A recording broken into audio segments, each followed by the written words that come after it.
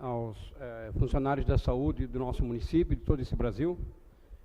Gostaria de fazer alguns comentários, depois fazer umas perguntas. Eu estava dando aqui uma olhada aqui em alguns casos que estão acontecendo. 82 mulheres por dia no Brasil de suicídio autoprovocado. É realmente um caso que assusta a pessoa saber desse caso. 82 mulheres por dia, chegando anualmente a 30 mil casos no nosso Brasil. Realmente assustador. Homens, 42 casos por dia. Quer dizer, é uma coisa alarmante mesmo, né? Então, eu gostaria de saber o seguinte: desses 82 casos por dia, essas pessoas elas voltam a praticar esse mesmo suicídio, se autoprovocam, né? Se machucam, tentam de alguma forma conseguir o seu objetivo. 21 pessoas dos 82, eles voltam a repetir esse caso. Isso aí não estou eu que estou dizendo, os estudos estão dizendo. Eu peguei relatos aqui, estudos. E aqui diz que é 21 pessoas. Nós temos agora, mudando só um pouco, depois eu volto.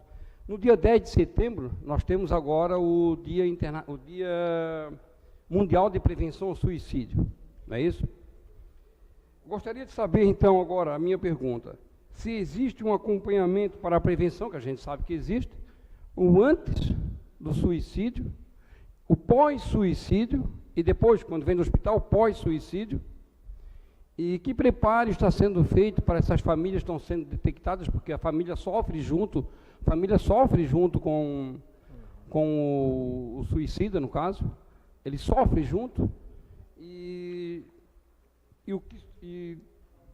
no caso, então, para prevenir, já que nós temos psicólogos que já estão detectando previamente, provavelmente já conseguem detectar, e também gostaria de saber se existe uma gratificação para esses funcionários públicos com uma periculosidade, já que eles atendem casos, que eu sou assistente social, a gente atende casos extremos e que levam risco na vida para o profissional, psicólogo, atendente da saúde.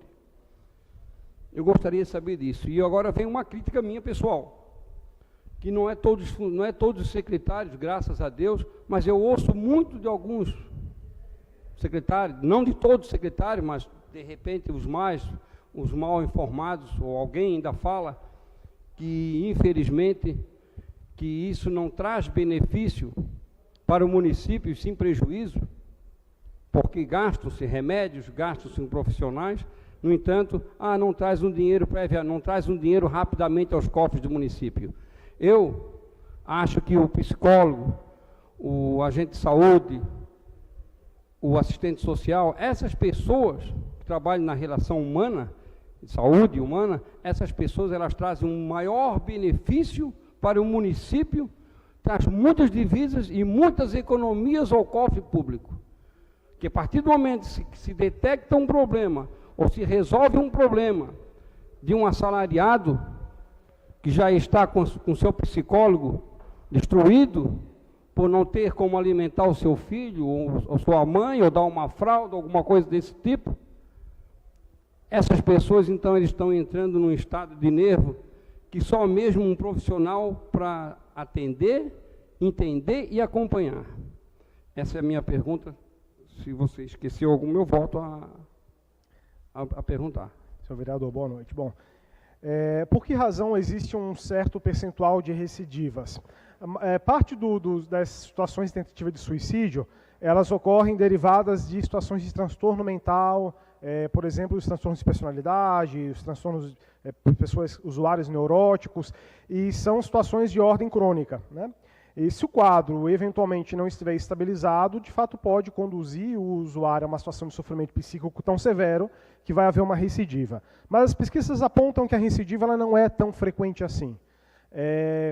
Na maior parte das vezes, a tentativa de suicídio é muito mais, como eu falei, uma tentativa de livrar-se dos problemas do que de livrar-se da vida. Por essa razão, nossa ênfase tem que estar em compreender que problemas é que conduzem a pessoa a uma ideia de aniquilar a vida.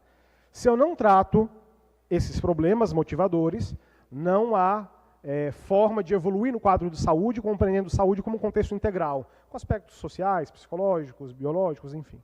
Então, talvez uma das estratégias para que pudesse ser melhor aprofundada essa atenção terapêutica fosse a ampliação de CAPS 24 horas, de leitos de retaguarda em um hospital geral, na UPA, o treinamento das equipes de saúde da família, o treinamento dos agentes comunitários, o aconselhamento de toda a população de que existem pontos de atenção para que, se eventualmente você se perceber numa situação de sofrimento mental severo, procure esse serviço de atenção especializado, procure a unidade de saúde e, com o profissional, tirar uma intervenção calibrada com aquela necessidade de saúde.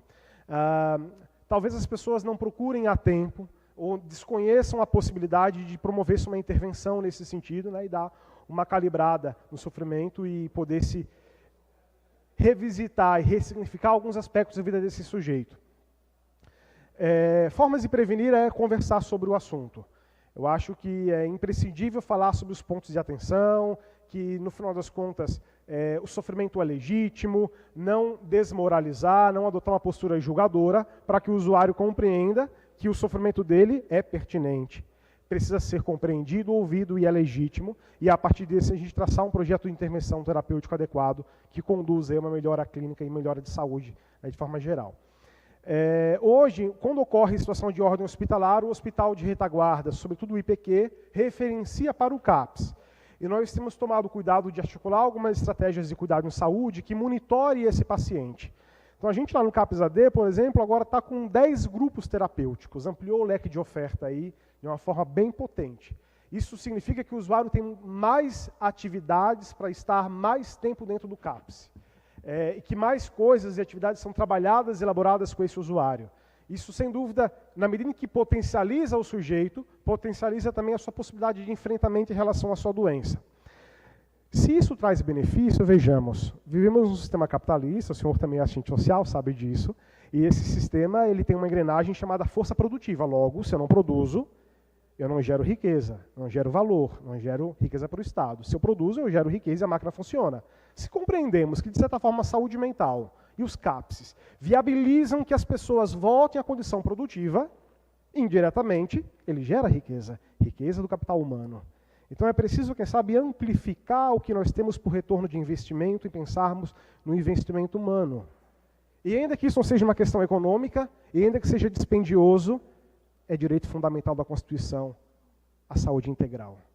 Mesmo que fosse puramente dispendioso, embora não o seja, porque nós cotidianamente vemos usuários voltarem para o mercado de trabalho. E se isso, senhores, não for retorno de investimento para o município, eu não sei do que se trata.